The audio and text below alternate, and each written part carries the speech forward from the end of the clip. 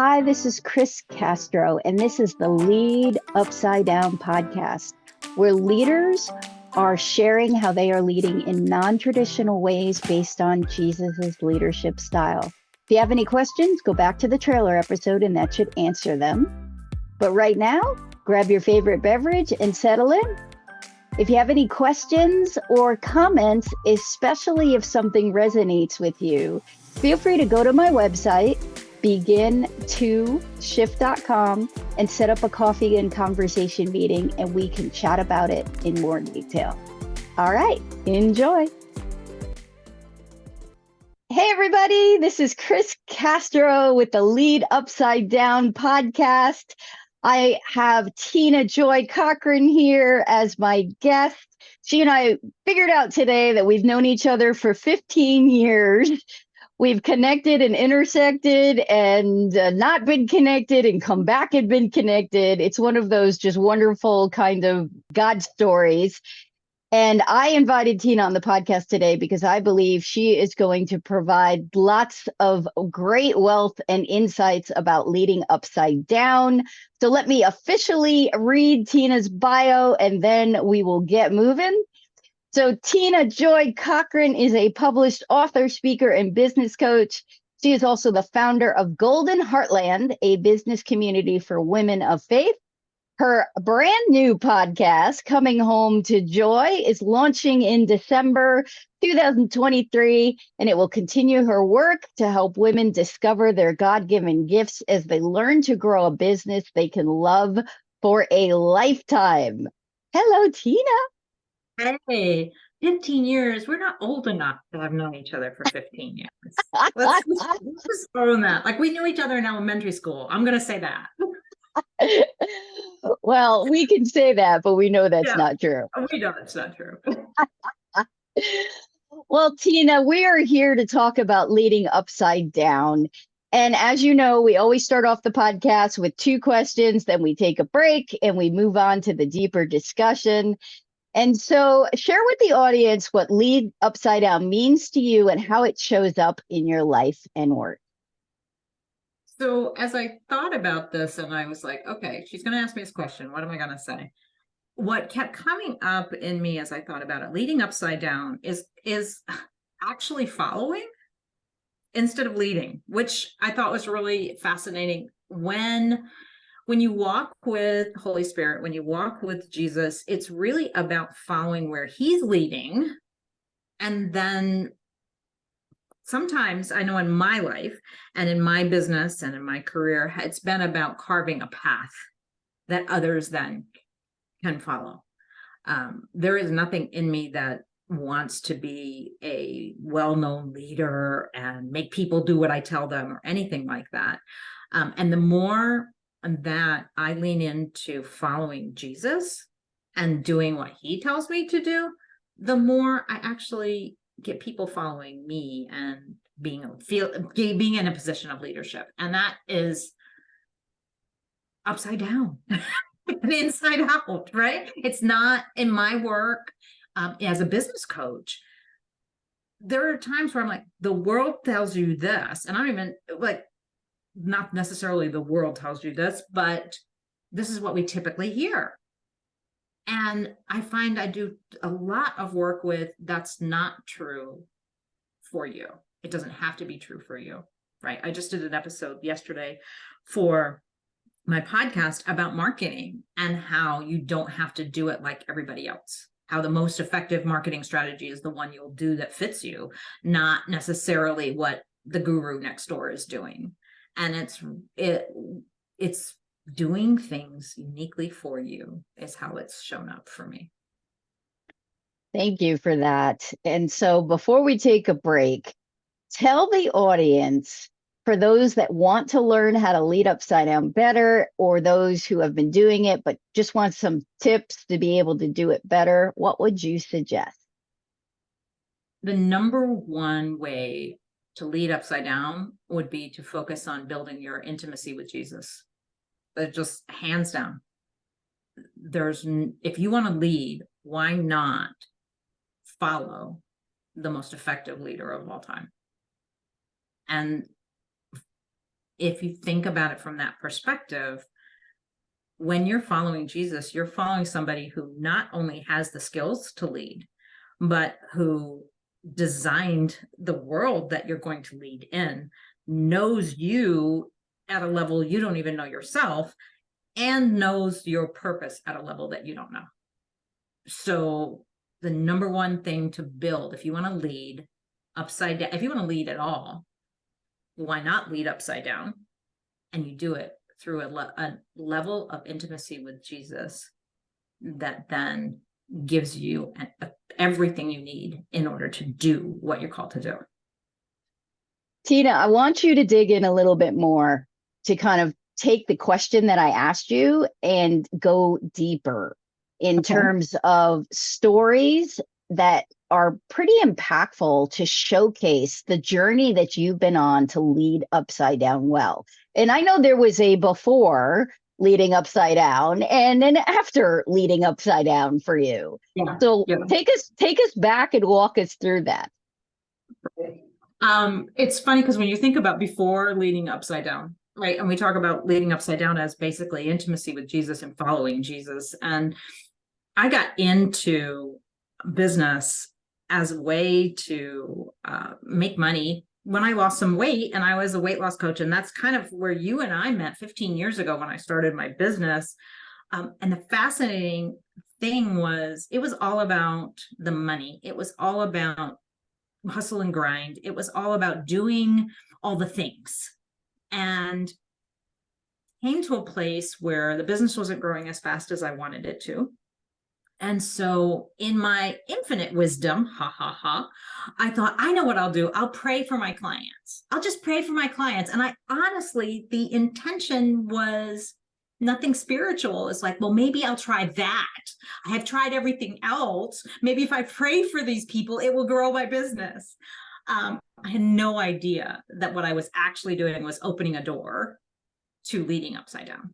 I was opening a door to God coming in and saying, do you want me to be part of this business? Do you want me to be your partner in this business? And I didn't know. And I started watching Joyce Meyer every day. I started reading my Bible. I started doing all of these things. And what happened was I got to this place where I was like, I don't know what to do next. And the Lord said, I want you to put all your marketing books away, and I want you to come and study who I am. Great. How am I going to make a living doing that? And the Lord said, you're not. You're going to make a life. And that was the key pivotal moment that led to me leaning in, and it led to writing a book about my journey with the Lord, that led to a healing encounter with the Lord that healed me from depression, equipped that I'd been dealing with for 40 years. What I've learned in that process is we are more than it is about who we lead and what the leading part of it. When you want to lead upside down, if you really want to have impact, you have to lead upside down. You have to become the person God designed you to be and then follow his direction. Over the years, fast forward, what has happened is I've gone from a place of, I'm this weight loss coach doing this direct marketing thing, to I wrote a couple of books, and now we're going to market those books. No, we're not. We're going to go to a journey with being part of an old boys network and doing consulting and workforce development, and doing this again, leading. This is leading. No, this is not. This is following, but it's equipping. And in at the beginning of the pandemic, I was in Kansas City, Missouri, killing myself, essentially, doing all the things. I was the leader. Boy, was I a leader. The mayor had me on speed dial. I knew everybody, and I knew what I was doing. And I was doing all these things for God and rushing around, hustle and grind. And then the pandemic happened. And as we know, in 2020, kind of shut everything down. And during that time, and again, as Kris, as you said, we kind of cross paths. We don't cross paths. And Kris, you had given me a couple of different times, you had said, hey, check out this Jesus Christ CEO thing. And I was like, yeah, not for me. And then my mentor, who has written a book, Our Unfair Advantage, Dr. Jim Harris, on doing business with the Holy Spirit, because that was what was coming out of all this. I need to do business with God. Right before the pandemic, I went through the Jesus Christ CEO's program in a hurry. And I had this big urgency. You need to do this. As I consecrated my business to the Lord, as I set up a covenant with the business and really was serious about, this is not my business, this is his business. If you haven't done that, I encourage you to do that, because here's why. This is my favorite part about doing it, is when it doesn't work out, it's not your reputation, it's his. And you can say, hey, look, I put your name on the front door, right?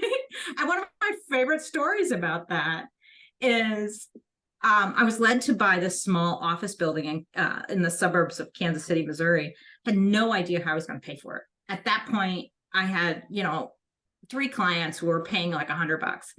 And I was praying about this and going, Lord, what are we doing?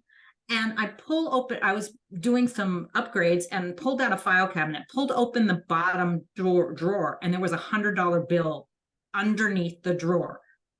Right? And it was like, I could almost hear the Lord laughing and going, it's my business. Is it not my business? Is this not my building? Right? I was like, okay, we're putting your name on the door. Then you're going to have to show up and make this happen, because I got nothing. And that was my prayer at that time. Here's this $100 bill that shows up. I walk into the office that I was having to remove wallpaper. The wallpaper all came off in like 20 minutes. They came off in huge sheets. And it was just like the Lord was like, I got this. And really, if we can lead from that place, show up so much better. And that's been my journey. Where it has led is pandemic happens, and what I thought could never happen, my business go 100% virtual. Get back to the country, which is where my heart is. Thought those things would never happen. Fast forward a couple of years, and now I'm back in the country, living on 14 acres north of Joplin in Nevada, Missouri, out in the middle of nowhere, having the most wonderful time with the Lord. And my business has become a community of women that are growing with each other and doing business with the Lord. And I don't do community. It was supposed to be me and God in Montana writing books. And how did that work? Let me ask you, Kris, don't you think that leading upside down some of it has to do with expectation? And what your expectations are, you have to let them go, and you just have to go, my expectation is God's going to show up. I mean, and it's funny that you ask, because I just recorded another podcast. I think it was yesterday, which I haven't released yet.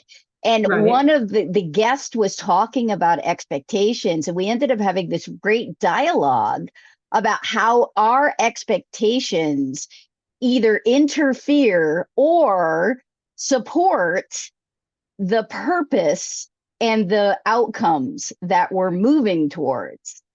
I love it. That's so funny.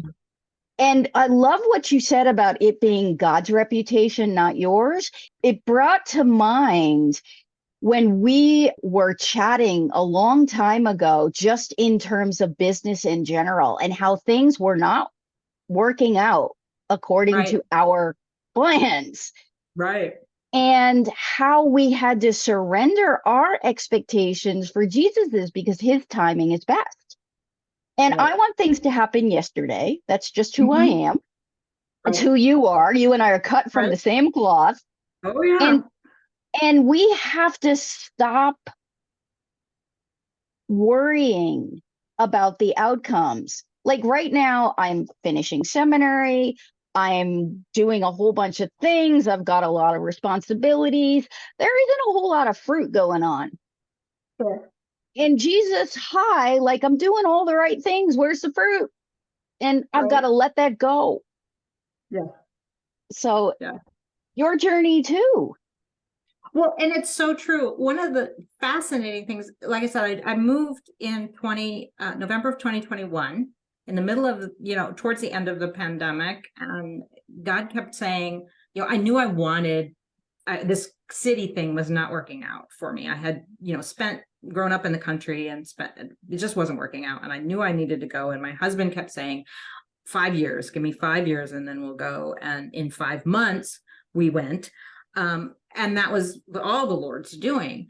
Since we have been here, initially I had this huge passion for plants that I never had before. And I have learned so much about leading upside down, about walking with the Lord, about growing a business through plants. Because, and you think about in the Bible, a lot of the parables are around this agricultural component. And I hate to admit it, but I've killed so many plants because I planted them in the wrong spot, right? Because I was in a hurry to get them in the ground. And then I would get them in the ground and they didn't look like the picture. Yeah, it took me 2 years to figure out the picture is when it's been in the ground for 3 years, not 3 days. And it didn't look like the picture, so it must be in the wrong place. So I would dig it up and move it. And it's taken me a while to go put it in the ground and leave it alone. Good metaphor.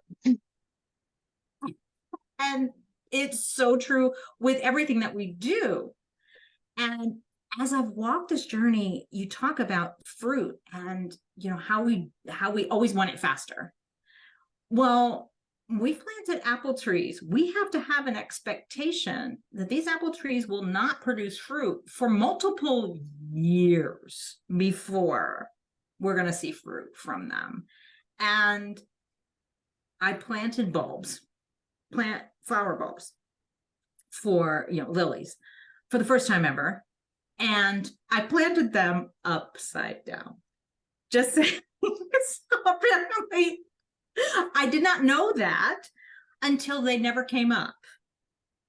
And I went to dig them up because, of course, they're no good and I need to move them or at least get rid of them because I need to do something different.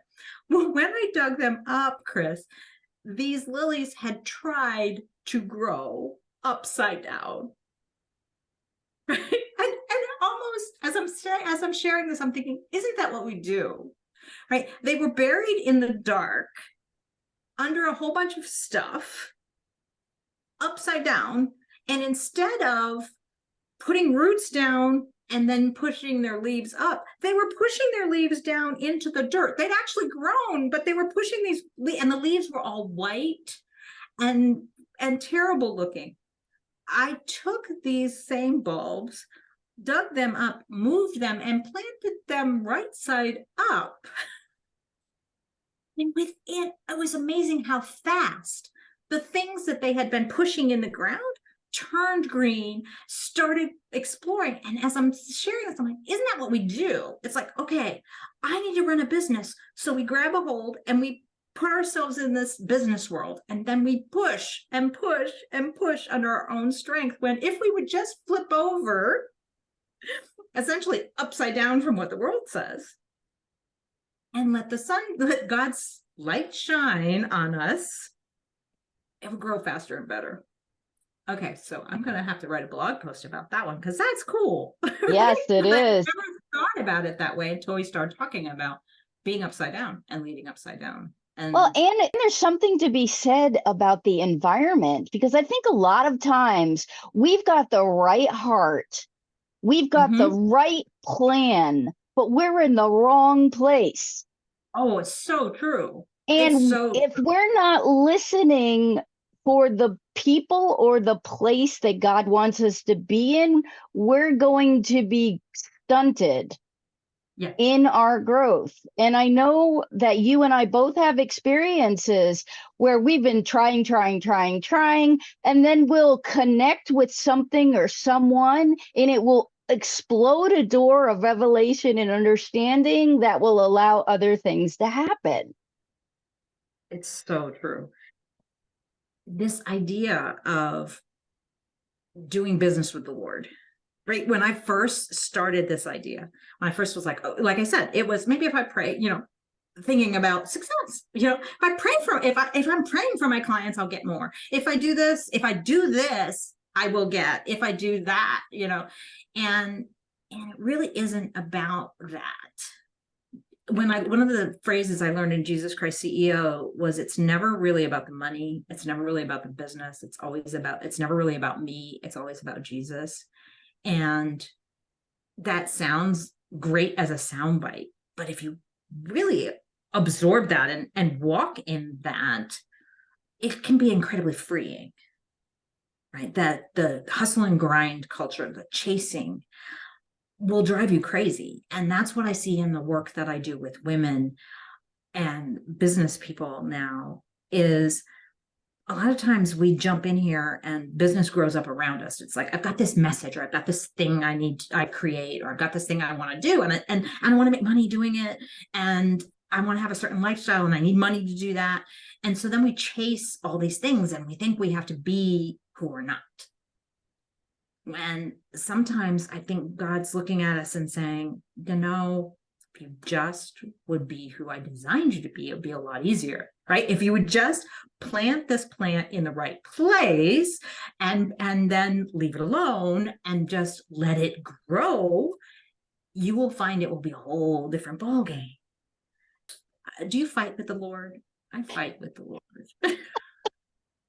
Maybe not so much fight anymore, as I'm like, really? I Argue with him. Well, that's one of the things that I think we miss. Part of the relationship with the Lord is recognizing He already knows when you're mad. He already knows when you're not happy with what's going on. Why are you hiding that from Him? And so I will be like, the story of why I do what I do now is because I was complaining. Right? I started out, I wrote my book, I was doing life coaching, and I was going to be coaching women, and I rebranded my company. It was going to be 3 a.m. Woman Coaching. And if you're a 3 a.m. woman, you know what I'm talking about. And that was what it was going to be all about. And I was complaining to the Lord because I wanted this community of people who could talk fully business, talk fully Holy Spirit at the same time. And what I was discovering was it was one or the other. You'd go with your church people and don't talk business because that's secular, that's money, we don't do all that. And then I'd be at these networking events at this business club, which was mostly men. And we'd find each other and we'd talk Holy Spirit over in the corner, but we would be real quiet so nobody would hear us talking about it. And I was always complaining. I was like, Lord, where is the place where you can do both? And when I would find it, you'd need to be a 6-figure entrepreneur or a high-level executive, and it was thousands of dollars a year to be a part of. And I'm like, where's it for the rest of us? And he almost chuckled and was like, guess what you get to do next? No, right? And so it's like, I'm not, and what I've learned is, yeah, that's exactly what I designed you to do. You just didn't know it, right?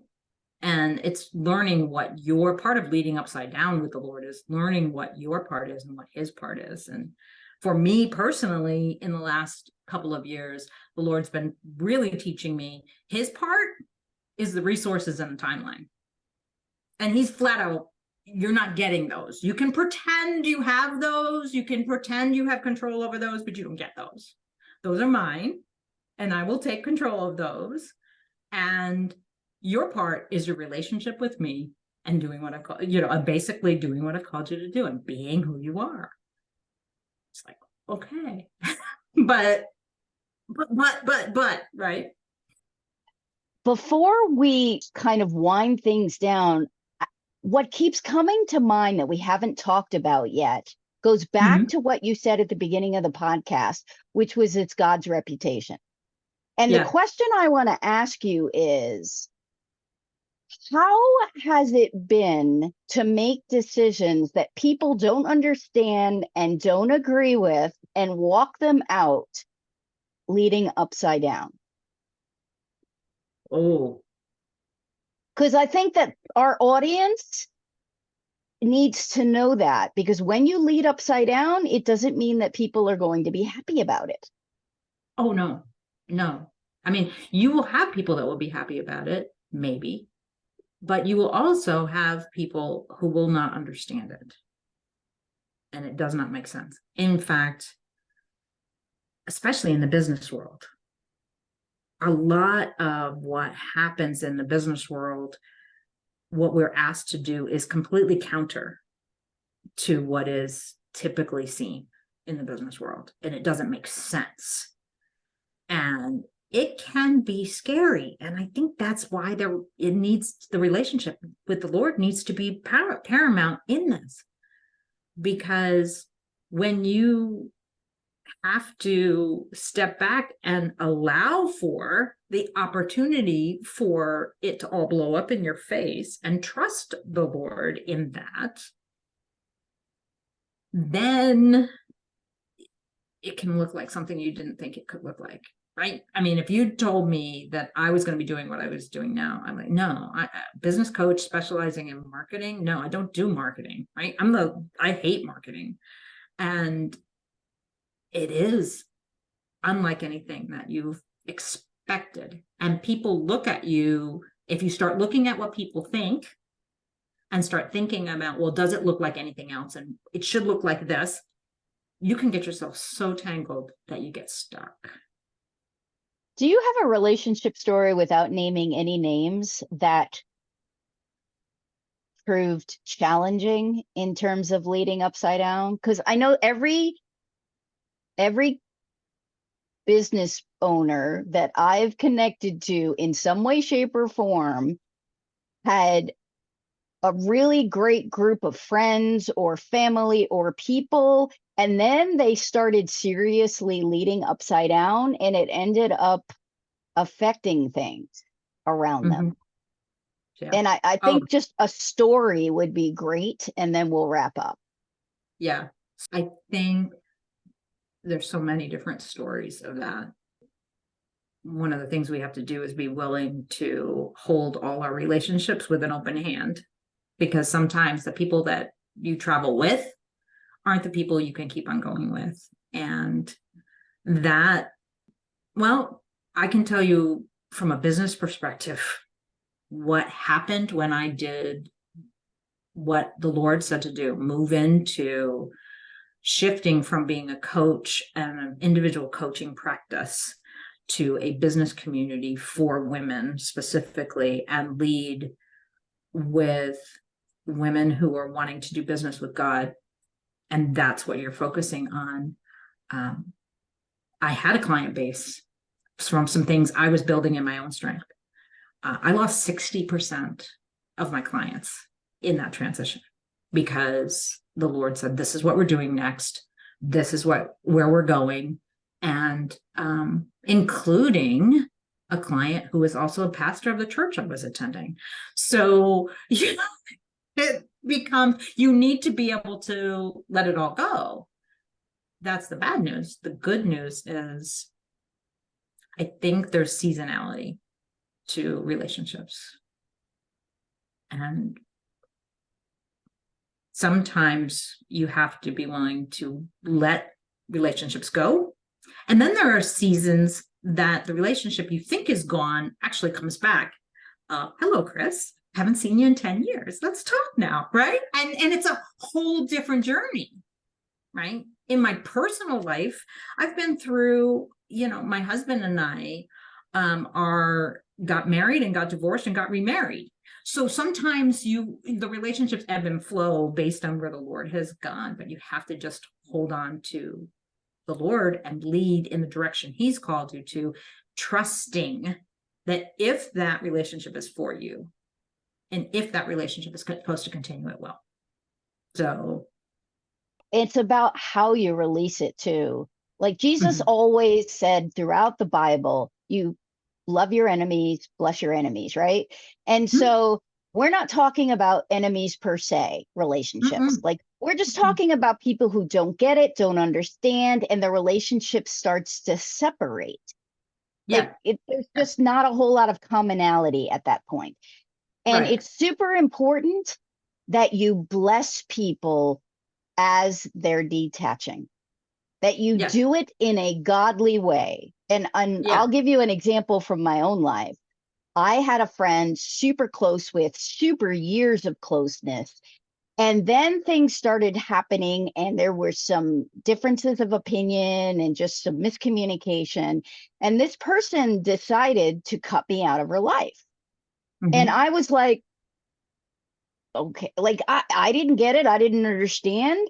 And I spoke directly but lovingly, and I let her make her choice, and off she went, and off I went. And then wouldn't you know, several years later, she emailed me or called me or something and apologized. And now we're reconnecting and we're great again. Yeah. But I blessed her on the way out, which allowed the door of opportunity to come back together. That doesn't always happen, but it did in my case. Yeah.